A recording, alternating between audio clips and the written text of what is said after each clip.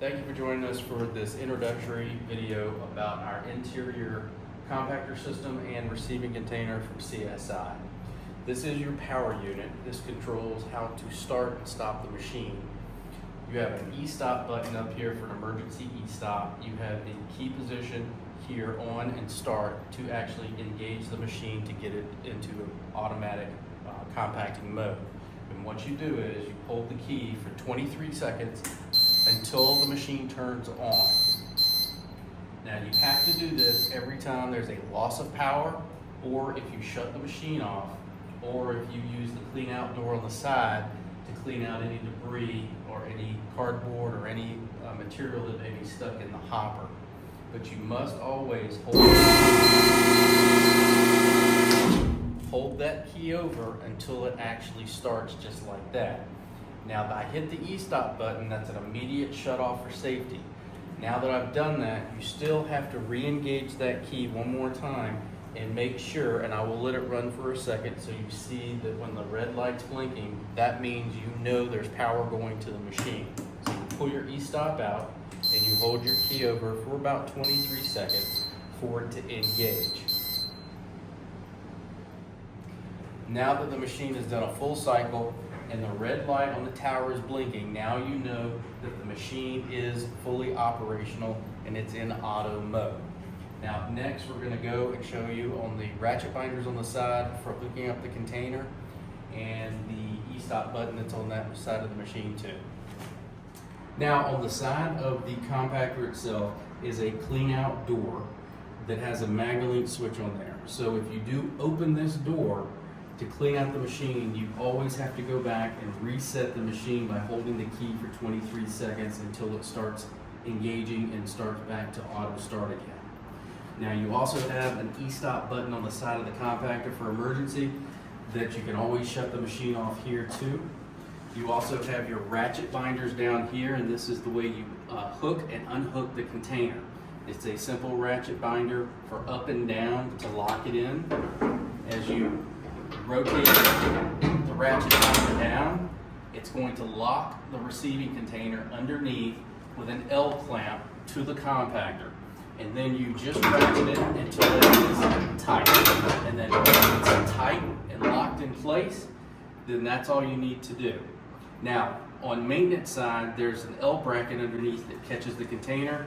Every time you discharge the container to swap out, we ask that you just sweep that L bracket clean to help any debris not to build up in there, because that does impede the container from hooking back up to the compactor as you go along, as you keep switching containers out.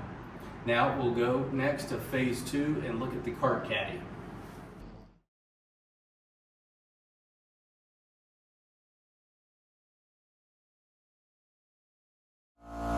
Now we're here with our waste cart caddy that comes with all of our interior compactor packages. Here you have the control switch for the power switch. You have your voltmeter telling you how much power you have in the cart caddy reserve for charge. You also have a control speed here. Always start it at 0, then work your way up to get to the actual speed that you're comfortable with and moving the containers in and out of the building.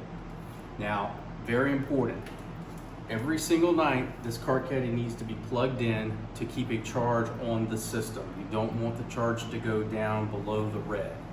So every day you come in, you unplug it, hook your control back up, turn the power switch on, and then you're ready to go at that point. You rotate forward, it goes forward, and you rotate backwards, will go backwards. This is the control speed again, and then you just adjust that as you get more comfortable using the system. This red button is an e-stop button for an emergency stop, so that at any time, if you're moving containers in and out of the building and you need to stop everything, you just hit that button and it'll lock the wheels and it'll stop. Then you just reset it by pulling the control button back out and you're ready to go again. Now, this is the actual hookup for the cart caddy to the receiving containers, which our installation crew makes sure on every installation they hook everything up and everything mates to it. It is a very easy process for your teams to be able to hook this container up to the receiving container. This switch here rotates the arm left and right if needed. This right here with the Carter pin is actually the pin that goes into the receiving container. As they pull the Carter pin, pull the pin out, you move your receiver over to the receiving container, you slide it through, drop it in, rehook the Carter pin with the arm in place, and that's it. Now you're able to move your containers in and out of the building at any time. You're able to remove the secondary pin to be able to go around corners or up elevations, but this is the basic system for the Cart Caddy